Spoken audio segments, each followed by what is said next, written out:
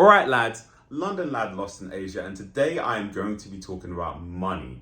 Yes, I'm going to be talking about money, but I'm not going to be talking about making money, I'm going to be talking about managing money. The reason why this topic is in my head is because recently I've been reading a book called Dave Ramsey's Total Money Makeover, and I actually don't like the book that much because it's kind of banging on about retirement and this insurance and kids and stuff like that. It seems like it's a book that's pitched to people that are 10 years older than me, maybe someone that's 38 instead of 28. Yes, I know the faster you invest into the stock market and all of that stuff, the more compound interest builds and builds and builds, blah, blah, blah. But to be honest, maybe I'm just a bit more entrepreneurial, but I invest 20, 30 years and I could have loads and loads of money. Well, in 20, 30 years, I could try my hand at 10 different businesses and be working on something I like. But that's just my beef with the book.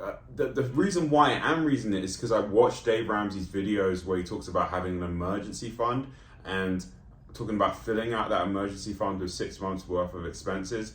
And I feel as though that's so key. That part is key. That part I like. But if you actually read the book, he just bangs on and on about this other stuff. He doesn't even really, so far I'm 80 something pages in, he hasn't really talked about the emergency fund thing yet and all of that. He just banged on about all of this other stuff, like weird statistics or whatever. But anyway, before the Dave Ramsey fans kill me, I think it's so important that we as artists, especially guys that are coming up and they're new and they're beginners, that you think about the money management part, because that could be the difference, right? If you're making £1,000 from your art currently and you have 6 months of living expenses saved up, you can go full time. You could just go full time on that. With that 6 months of leeway, you can figure out how to scale and get to where you're earning £2,000 a month, right? And £2,000 a month is the average salary in the UK, I believe, something around about that. So if you are earning that much as an artist, well, you've won the game in a way. I think, in all honesty, I actually want to make a separate video regarding this topic, because I do feel as though if you're making the art that you want to make and you're doing it to where you're not working 24 hours a day, you're overworked. If you're doing that for an adequate amount of time, working from 4 to 8 hours a day, Monday to Friday, and you're earning an average salary as an artist and you're making the art that you like making, you've won the game, I think, personally. Rather than getting paid twice the amount, but you're doing something you fucking hate. And then you end up spending the money that that extra £2,000 on stuff to make yourself feel better, but you kind of realize in the end that stuff doesn't make you feel better. But that's me rushing the buck. Let me get back to this point. If you have your emergency fund in place, now the first initial emergency fund that Dave Ramsey talks about is having $1,000 saved up, which is about £800, £900. If you have that saved up, that is important, because that if you get an emergency expense, let's say if you are someone that's a freelance artist, right, and you are earning maybe £1,500 a month, 2,000, I don't know. Let's say even if you're earning £3,000, which is pretty good, you're earning £3,000 a month, but your expenses are at 2,800, right? So you put away a little bit of money, but this emergency expense comes up and you only have £800 in the bank, but this thing costs 1,000, you're kind of screwed, right? You have to take out, you may have to go into a credit card or whatever. So it's important to have that initial £1,000 or $1,000 put away. But it's even more important to have 6 months leeway, because that way, if you're in between jobs and stuff like that, you're covered. You don't have to stress that much. But a lot of people in general live paycheck to paycheck. I'm not gonna lie. I was living paycheck to paycheck. I'm 28 now. I'm not living paycheck to paycheck anymore. But for the majority of my 20s, I was living paycheck to paycheck. And even before that, I was in a bit of debt because I was spending a lot of money on stupid things. I still have my student finance to pay off, of course. But besides student finance, I've got no other bits of debt. And I've got a few months of savings. So I could survive where I'm at currently in China for probably 4 or 5 months. I don't know. Around about that, right? Which is good, right? I want to get that 6 months, so I need to save a little even more, right? But it's just I feel as though this is the first step, because once you have that amount saved up, then you can make some bigger moves, you know? Whereas a lot of people, they're just focused on making more money, but they don't have a lot of money saved up and they don't manage the money that they have. Because yeah, like I just painted the scenario, if £2,000 for someone in the UK, or maybe that's $2,500 is the average amount people make, because I think in America it's $40,000 is the average that people make, right? So if you're earning that much, right, you've won the game in a way, because you're doing what you want and you're earning at least average, right? Which is a good place to start. That's a good initial goal to have. I'm saying obviously, of course, aim for higher than that, right? But that's a good initial goal to have. But your expenses are too much. Then you're in a situation where you could jeopardize what you're doing because you're spending too much money. Like you're buying things that are not relevant. Now, usually I would say a lot of people that are in that scenario with their art probably don't have all of those bad habits because they're doing something they enjoy, unless they're managing it wrong, I guess. But like this happens when you aren't doing what you enjoy, right? The situation I was in, right? I'm not necessarily doing what I fully enjoy, right? So what happens is you end up spending money to make yourself feel better about your situation, but in essence, you're kind of killing the dream, because while you're spending money on stupid things to make yourself feel better about the fact that you're not where you want to be, you're not using that money to save, which you could then use. Like, let's say, like, you're like, oh, I don't like the position I'm in at the moment, right? But I have 6 months saved up, right? I can take the time to go full time on this thing and do a gutsy move, right? Because I'm listening to this thing called Unscripted, and it's a really good audio book. And he talks about like we view money the wrong way, like as in like this amount of money isn't just the money and what it can buy you. This amount of money is a block of time, right?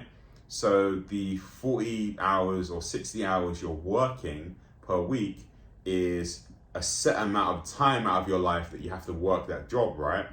So especially to guys that are in the position where you want to be a full-time artist, you want to work on your own stuff, you want to be a freelancer, right?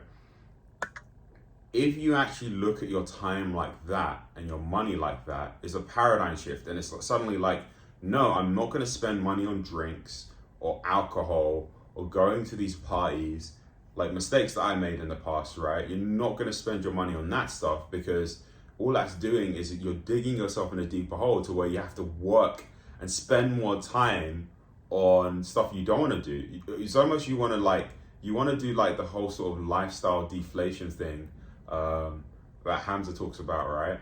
Hamza's like a self-development YouTuber, and he talks about this. You want to kind of like minimize your expenses, guys. And then once you minimize your expenses, what you can do is you have more freedom to do the things you want to do, and that will make you happier because you're doing the things you want to do. A plan of mine actually is to live and work in Thailand for 6 months as an artist and document this journey of me living and working in Thailand, and just documenting how much I'm spending and how much I'm earning as an artist. I want to do that for 6 months as a goal of mine. I also want to live in Japan as well. But what's gonna get me to that point is saving the right amount of money to make that plan possible, right? Which is gonna take me to having discipline and saying, even though I may be in a situation where I'm working in a place that I don't wanna work, I need to manage my money so that I can put it towards a future scenario where I have the time to do what I want, you know? I have the time to make these videos, I have the time to make more comics for you guys as well to enjoy. I have the time to make resources for guys that are new to art, right? And they might need help, you know? Because when I, like, for example, when I was in, like, a few years ago, when I was still studying engineering and I wanted to know more about how to be an artist, I'd watch Cycro videos all the time. I'd love watching Cycro videos and Proco videos. And I want to be like that. I want to create more videos that just say, hey guys, if you're new to art, this is what you can do. You know, I'll have more time to help you guys, which is really what I want to do. I want to help. I don't want people to be in my situation that I am in currently. If I could shortcut 1,000 artists by giving them free content like this, right?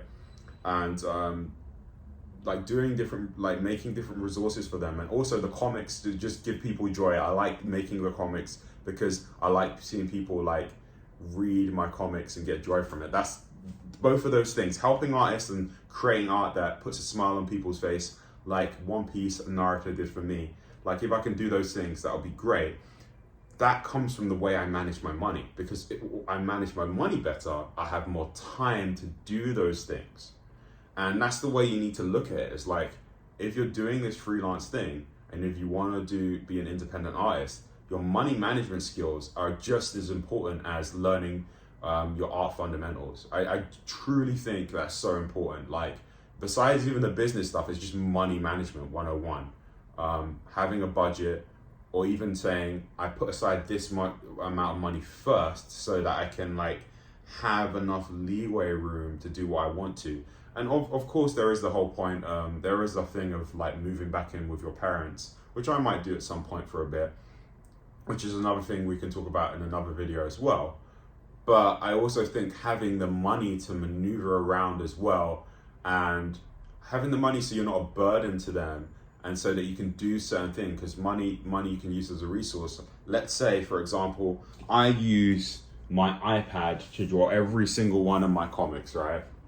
Well, not every single one, but the majority of my comics are made on this lovely iPad, and I love this machine, right?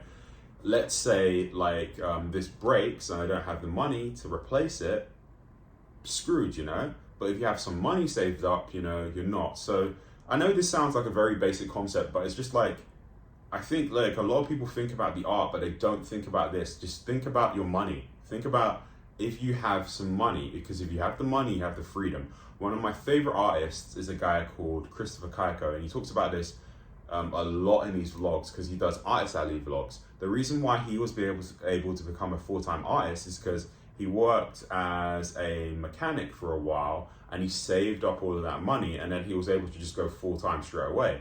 He went full-time straight away. He was doing a lot of drawings on YouTube and loads of commissions. Then he found out, whoa, he went to Anime Expo and he saw some of these people like at Anime Expo selling their art, and he was like, oh, I could do that. And because he had the time, he could invest into like getting his tables and framing tools for his art. He could do all of that stuff because he saved up that amount of money, which gave him enough room to grow and progress, so that now he's a full-time artist. And you know, it all stems from this money management thing. This is a general skill for everybody. Like if I were to say to my younger self, something that I should be better at is money management in general. But I think especially for you guys that want to do this whole thing, and you're a bit older and you're not like, you might have moved out already, right? You're in a similar situation to me, or even if you're younger, I feel as though just having a conscious sort of plan, and having a plan about your money, because I've known this consciously about budgeting and stuff like that, but it's like having plans and goals for what you want to do. So it's like, this money can help me do this thing for my art career. Having that in mind and like written somewhere is going to help you so much. So that's my main thing. It's just like, consider this before you want to be an artist. Consider your money management skills, because that could be the difference. 6 months of time where you're not working for someone else, and you can either study and double down and make loads of pieces so you can land that dream job you want, or you can spend 6 months making content for TikTok that's art related, or Instagram, or making YouTube videos, or doing whatever you want to do as an artist. And that 6 months of time could be the difference between you having a career to where suddenly you do make that £2,000 a month, you know, as that sort of minimum threshold. Wow, I can do this full time now, and you can scale from there. Or you just always being stuck in this perpetual cycle of like, yeah, I like doing my art, and yeah, I'm energetic for like a month or two, but man, full-time work becomes a hassle at times, and then it's like, flip, I've missed the week, oh man, I feel like crap because I missed the week, blah, blah, blah, and then you're inconsistent, which happened to me a lot, because as a teacher, right, which is my current job, there are periods of the year where it gets so intense that it's very, very hard to stay consistent with art. Whereas if it comes to that point, like next time, like this time next year, well, I've moved job there anyway. I'm not doing that job where it's my new job is not as intense, so I've gotten rid of that problem. But that's another video for another time about job planning when you're doing this art thing, right? But let's say if I was looking at my situation back then, if I had the savings and it was like, you know what, I don't want to do this anymore, I could have quit, you know, gone back to the UK, or not done or stayed here, but just not be doing that job anymore, right? And I could, you know, spend some time making sure that I could fulfill my art obligations while I look for the new job, or, you know, that 6 months of time I could actually be enough to get me to be full-time on this. So it's just money management, man. Money management. Like the key thing to take from this video, like if you're watching this video and you know deep down in your heart that flip, this guy, what he's saying is kind of resonating with me, is that consumerism, like buying those drinks, buying the latest clothes. I've done it, trust me, dude. I've done it, man. I know, I'm like you, I've done it. I've done it to where I bought these things and I thought they would make me happy. They don't. The times that I'm happiest is when I'm able to do what I want with my time, not when I had the things. Like this did make me, when I bought this did make me happy, because I've spent so many hours. You can see these marks here where I've studied art courses, right? Currently I've mentioned this a lot, but currently I'm doing Brad Colebro's courses. They're really great. Check them out, link in description. And my comics over there, it's because I've spent hours on this thing producing art. Like I've actually spent time on it. But there's other things that I bought, like certain clothes or going to certain parties and just wasting time. Like even now today, like my girlfriend wants me to play board games with some friends, right? And I was like, no, you know, I'm gonna spend this time making these videos, right? You know, because time as well and money. I know they're loosely on the same track, right? Actually, they are on the same track, right? But I was like, no, I need to make these videos because this video could help that one artist with this sort of conundrum with money, and that could propel their career forward. They could listen to my words, and it might be the one thing. It might be that thing, not the one thing, but it might be that tipping point where they make a different decision. And it's just kind of like, you need to really think about this, right? With your money, guys. Really don't lean into I know it sounds very obvious what I'm saying, but don't lean into consumerism. Lean into what things can I actually buy that help me produce, which was this. Like this was a game changer. Buying this tablet was a game changer. And I'm gonna actually make a video specifically about this, because I have a tablet down here, which is a bit, but I'm gonna make a video specifically about this. But that's the whole point of the video. Really consider your money management. As one of my mentors and sensei said to me, he said to me this: if you don't manage your money manages you. This has been London Lad Lost in Asia, and I really don't know how to end this video.